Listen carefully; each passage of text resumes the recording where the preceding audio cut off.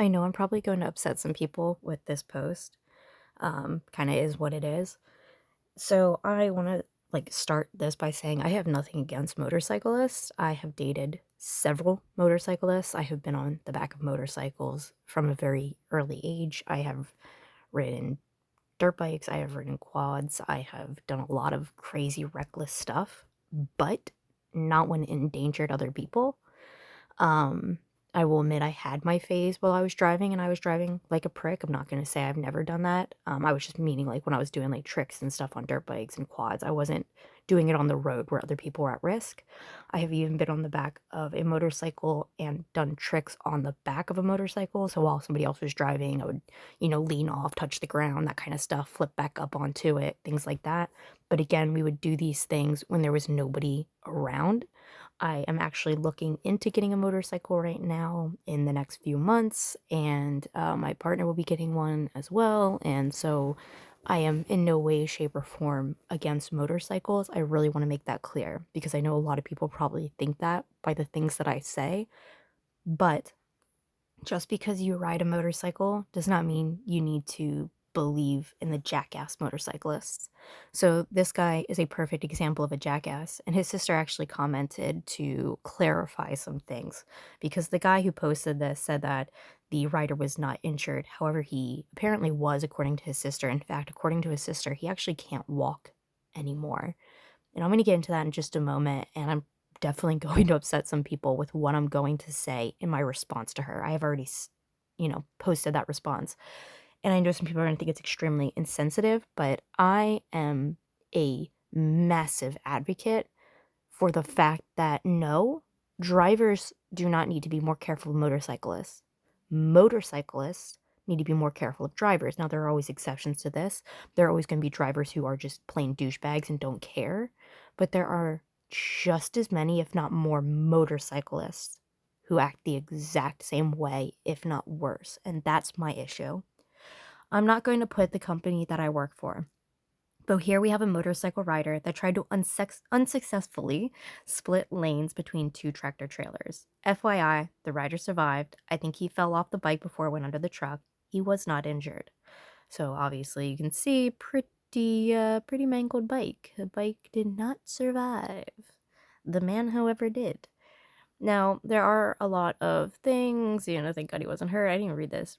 Really? Thankfully, nobody else was injured. He could have suffered a broken leg or two, teach him a lesson. Thankfully, nobody died because of his recklessness and inability to follow laws that keep people safe. I'm gonna heart that. So, okay, that's fair.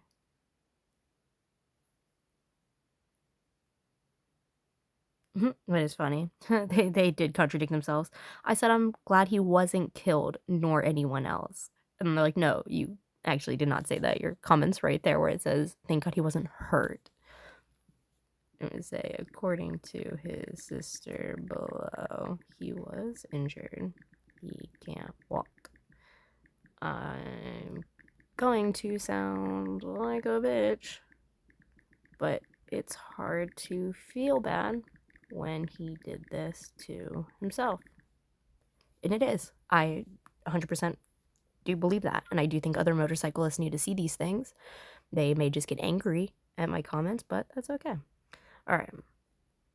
I posted today, the guy's name, because I just joined this group and it was something of relevance about this particular road. And 100%, I'm going to agree with that. I don't think you should not post something that is a very clear lesson to be learned, especially for the many motorcyclists that are on the 347. The 347 is a stretch of road in and out of Maricopa. It is a 2-lane road in and out.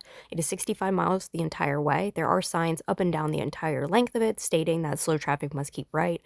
However, they very rarely adhere to this. A lot of people go in the left lane knowing damn well that most people in the left lane are going 80 miles per hour or higher. I don't personally agree with this. However, I do believe if you're going to be in the left lane, because it is only 2 lanes in and out and it is a 65 mile per hour road, that is about, I believe, 18 to 20 miles. That's how long it takes me to get to the next town over. I'm like an island surrounded by nothing but desert, and then there's this like basically 20-mile road to get to the next nearest town. That's just the start of the next nearest town. There's not even anything there. You have to keep going to like actually get to a place. But anyways, yeah. So I don't think you should have to drive 80 or higher. I'm totally against that. But I do think you should go at least 73 or higher to be in the left lane. And if you're not going at least 75 or higher and there's no one in the right lane, then 100% you deserve to be in the right lane. However, if there is slow traffic in the right lane, you have every right to be in the left to pass them immediately if you're able to do so quickly, or again, going 73 or above. All right. I'm sorry this happened to all involved. A note for anyone who rides: lane splitting, called filtering here, but filtering and lane splitting are actually two totally different things, which is a big misconception, and I will get into that in just a moment as well. But these are the rules on splitting, or on filtering, I'm sorry, on lane filtering. So 45 miles per hour or less, which means that on the 347, it wouldn't be legal anyways because it's 65 the whole way. Road must have 2 or more adjacent lanes in the same direction, which 347 does, but again, it's over 60, or it's 65 the entire way, so it already beats the first rule.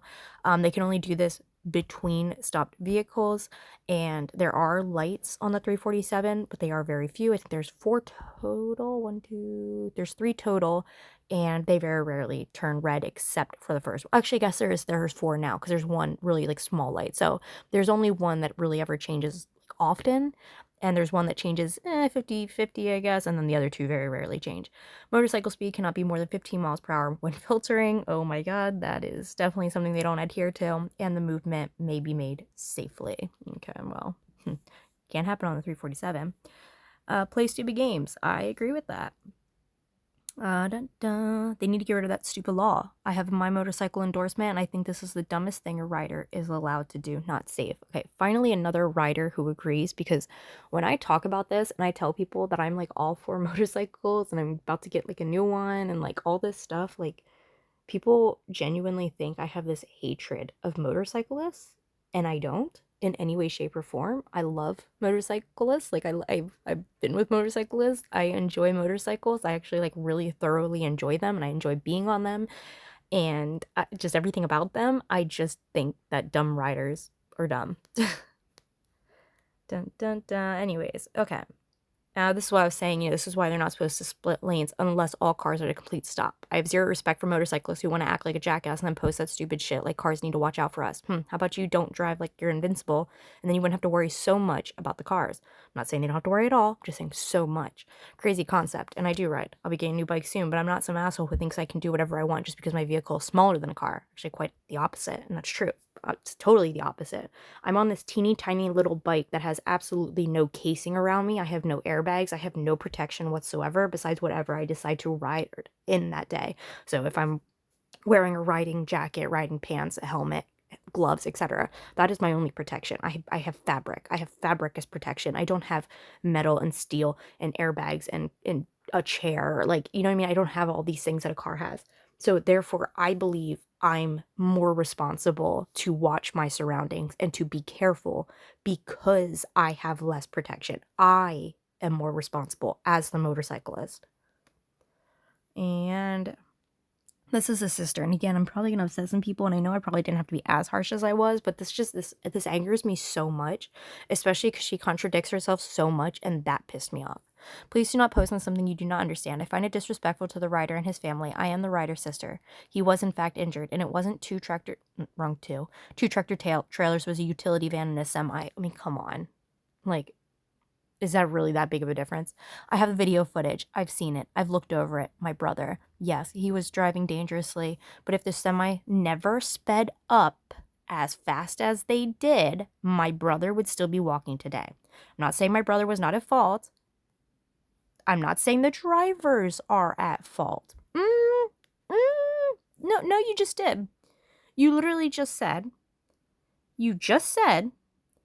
but, as in, I know he was driving dangerously, but ignore the fact that he broke the law. Ignore the fact this is his fault. Ignore the fact that this is 100% his doing. Ignore all of that. Let's look at the fact that the semi-driver sped up. You just said you didn't blame him, but you did. I'm not saying the drivers are at fault, as you did, but he did in fact get injured, so please do not post on something that you do not know about. He flew off the bike underneath that semi, got run over by that semi's tires, and then the bike was run over by that semi. So please do not post on anything you do not understand, because my family's been through enough. Be safe, drive safe. Yep, here's my response. So you're trying to blame the driver for speeding up, as he has every legal right to do, because he does, when your brother did something 100% illegal. You say you're not blaming the semi driver, but you just did. I don't think anyone needs to be I don't think any blame needs to be put onto anyone besides the person who broke the law, riding like a jackass and acting invincible. He played a stupid game, and so he rightfully won a stupid prize. Him not walking is his fault 100%. He made his choice and now he gets to live with it every single day, as he should. This isn't a situation where a motorcyclist was just driving down the road and a car came from nowhere and hit him. No one cut him off. He chose to go between two vehicles, illegally, knowing the risks and not giving a shit. He could have killed someone. A semi can easily roll. Also, I want to point out, on the 347, in the middle is a median that is a ditch. So if you hit that at a high speed, it happens all the time. Like, even on the right and left side of the road, depending on which direction you're going, it's a bunch of gravel and then like an embankment, and then you go down and like hit this like little fence and desert. A lot of cars roll on the 347 for this reason, because it's literally road, gravel, embankment.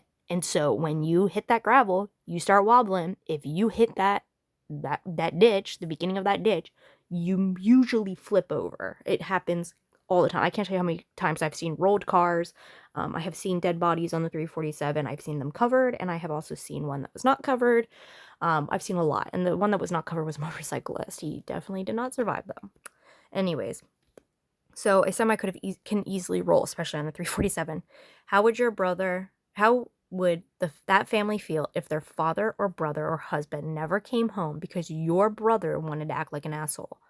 Like, laws don't apply to him. I really hope you're not trying to use this situation to say this is why cars need to pay attention to bikes, because his situation is the literal opposite example of this is why motorcyclists need to quit being assholes. I stand by this 100%. And I know it's going to sound mean, and I understand that this family is probably going through a lot. Like, they now have to care for somebody who can't walk, which is honestly, like, it's, you're putting issues onto others when you become paralyzed, when you have to learn all of these new things and this new lifestyle. And it is so sad that people become paralyzed. My heart goes out to people who are paralyzed, but it goes out to the people who become paralyzed for things that are out of their control, for literal accidents, like they were doing everything right and machinery malfunctioned, or somebody hit them, somebody else did something, somebody shot them, whatever it may be. I feel for those people. But the people who do it to themselves, it's like, I can't, I don't have it in me to feel bad for you. You put yourself in that position. You did this. You caused this. Like, that just, it blows my mind, honestly. Like, it's like, how can you say you're not blaming the drivers, but you are? You're not, like, and she does put some blame on her brother. She does admit, yes, he was driving dangerously, but you immediately say but after it. Yes, he was driving dangerously, but, again, that but implies that you are saying, ignore the fact he was driving dangerously, ignore the fact that he did something illegal, ignore the fact that he was in the wrong, ignore the fact that he put others in danger, and ignore the fact that he could have killed somebody, ignore the fact that he did this to himself. Ignore all of that because the semi-driver sped up. He's on a road that is 65 plus. Most people are going 75 plus, just so you're aware, on this road. Not saying that's right or wrong, but that's just the way it is. And knowing that that semi has 100% right to speed up. Why are you saying if the semi never sped up as fast as it did? What do you mean? Do you think he like saw the bike and was like, I'm going to speed up for shits and giggles? When a bike is in the middle lane, like on the lines between semis or between a semi and whatever, even if there's nothing there, that semi can't see them. So if you can't see yourself in the reflection of their side mirror, that means the semi driver cannot see you. You have to be able to see yourself in the reflection of that side mirror for them to be able to see you. So there's a very massive possibility that that semi driver at no point in time saw that motorcyclist. So I don't think it was done out of spite. I just think it's something that happened because he sped up, as he has every single right to do. And the motorcyclist, her brother, should have understood that. You shouldn't have been driving fast between vehicles that are not at a stop just because you don't want to slow down and wait until you're able to pass. It just, I don't know, it really pissed me off to hear this side of the story. And again, I know people are going to disagree 100%, but that was it. That was my rant on this. And I know, like, ugh, I know. But yeah, here's this again, not moving, cannot pass vehicles in motion, only between lanes that are stopped. And that means both lanes. The 2 lanes that they are going between, say it's like a 4-lane road, if they're going between these 2 lanes, both of those 2 lanes have to be at a complete stop. No speeding, so they have to go 15 miles per hour or slower, which a lot of them do not do. I see them flying down. There are some, I do see some going slow, which is nice, but definitely not all of them. This is Gilbert, by the way, which is pretty close to the 347. But again, here it says, on a road that is 45 miles per hour or less. Arizona law only allows lane filtering on surface streets and never on freeways. But again, there is a difference between lane filtering and lane splitting. Alrighty. Lane splitting versus lane filtering. However, the Arizona lane splitting law doesn't legalize this activity. Lane filtering involves a motorcycle stopped at the rear of a line of motor vehicles, moving between the vehicles to the front of the line. Let's see. Here we go. Lane splitting refers to the practice of riding a motorcycle between clearly marked lanes for traffic traveling in the same direction. Filtering refers to the practice of riding a motorcycle between stopped motor vehicles. And then again, it says lane splitting is not, you cannot lane split. Here we go. There are 5 states that allow lane filtering: Arizona, Montana, Hawaii, Utah, and Colorado. Lane filtering, again, is when all vehicles are at a total stop. That is what Arizona allows. We do not allow lane splitting. We allow lane filtering. In Arizona, lane splitting remains illegal. No, lane splitting is not legal in Arizona. When the maximum speed restriction in effect is 45 or less, the new law allows lane filtering in Arizona. So, yeah.